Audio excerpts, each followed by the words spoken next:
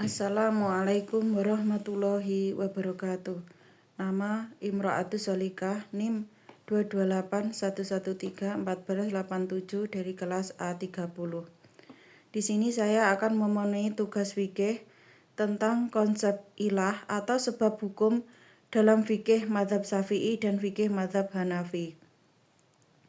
Konsep ilah atau sebab hukum dalam fikih mazhab Syafi'i dan fikih mazhab Hanafi. Ilah dalam ilmu fikih bisa diartikan sebab atau alasan yang mendasari ditetapkannya suatu hukum syariat. Secara sederhana, ilah adalah faktor atau sifat yang menjadi dasar terjadinya suatu hukum dalam syariat Islam. Peran dalam fikih. Dalam menentukan hukum suatu permasalahan, para ulama fikih mencari ilah untuk memahami alasan mengapa hukum tersebut berlaku dalam situasi tertentu. Kedua mazhab, Syafi'i dan Hanafi, sama-sama memandang ilah sebagai elemen penting dalam penetapan hukum. Namun, terdapat perbedaan dalam cara mereka memahami dan menerapkan ilah tersebut. Perbedaan pandangan antara mazhab Syafi'i dan fikih mazhab Hanafi mengenai ilah. Mazhab Syafi'i didirikan oleh Imam As-Syafi'i. Mazhab ini mengutamakan penggunaan Al-Quran, As-Sunnah, dan Ijma', konsensus ulama sebagai sumber hukum utama. Dalam penetapan hukum, mazhab Syafi'i banyak mengandalkan qiyas, analogi, namun sangat memperhatikan aturan-aturan yang telah baku. Mazhab ini lebih cenderung mengikuti ilah yang eksplisit disebutkan dalam Al-Quran dan hadis. Jadi, jika sebuah hukum memiliki ilah yang jelas, maka hukum tersebut akan diterapkan secara tegas.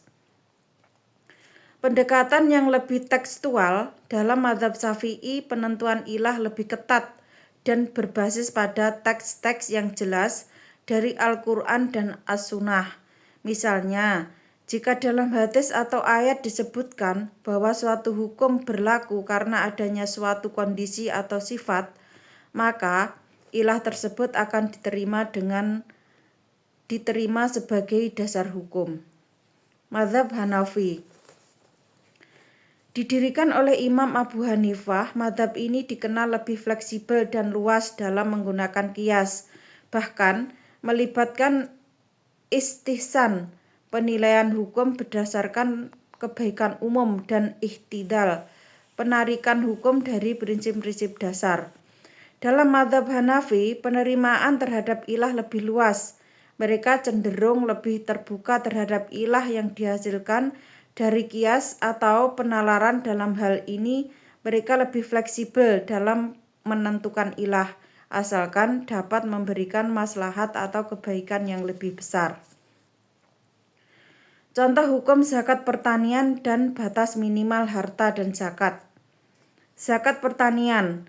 Dalam zakat pertanian, kedua mazhab ini memiliki perbedaan dalam penentuan sebab zakat dan jumlah minimal yang dikenakan zakat. Mazhab Syafi'i. Dalam mazhab Syafi'i, zakat pertanian dikenakan pada hasil pertanian yang mencapai nisab. Batas minimal harta yang dikenakan zakat sebesar 5 wasak, setara dengan sekitar 653 kg. Ilah atau sebab hukum zakat pertanian dalam mazhab Syafi'i adalah hasil pertanian yang dapat disimpan.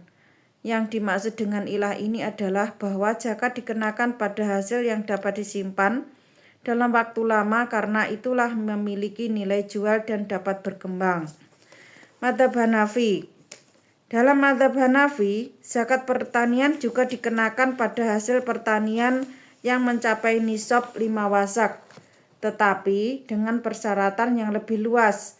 Menurut Imam Abu Hanifah, zakat tidak hanya dikenakan pada hasil yang dapat disimpan, tetapi juga pada jenis pertanian yang dapat dijual. Jika hasil pertanian tersebut cukup bernilai ekonomis, meski tidak dapat disimpan lama, maka zakat tetap dikenakan. Dalam hal ini, mazhab Hanafi lebih fleksibel dalam menggunakan dalam menganggap ilah sebagai potensi nilai jual dan pertanian yang menghasilkan keuntungan. Batas minimal harta dalam zakat nisab. Berikut adalah perbedaan penerapan ilah dalam menentukan nisab untuk zakat mal atau harta. Madzhab Syafi'i. Nisab zakat mal atau harta dalam madzhab Syafi'i adalah 85 gram emas, setara dengan 20 dinar. Ilah dari zakat mal adalah kepemilikan harta yang cukup untuk memenuhi kebutuhan pokok hidup dan tersimpan selama 1 tahun. Madzhab Hanafi. Nisab zakat mal dalam madzhab Hanafi juga 85 gram emas, tetapi dengan penekanan bahwa zakat dikenakan pada harta yang sudah mencapai nisab dan memiliki nilai lebih dari kebutuhan dasar.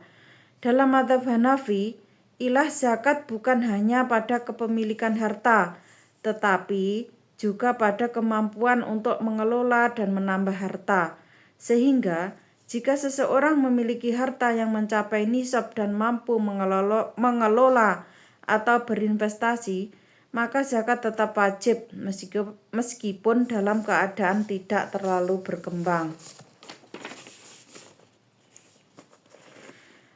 Perbedaan ini menunjukkan luasnya Islam, madzhab Syafi'i yang lebih tekstual dan cocok dengan masyarakat yang konservatif seperti Indonesia, sementara madzhab Hanafi dengan fleksibilitasnya cocok diterapkan di wilayah dengan kebutuhan ekonomi yang beragam. Kesimpulannya, madzhab Syafi'i lebih ketat dalam menentukan ilah, sementara madzhab Hanafi lebih fleksibel. Demikian penjelasan saya tentang konsep ilah atau sebab hukum dalam fikih madzhab Syafi'i dan fikih madzhab Hanafi. Ada kurang lebihnya mohon maaf. Wassalamualaikum warahmatullahi wabarakatuh.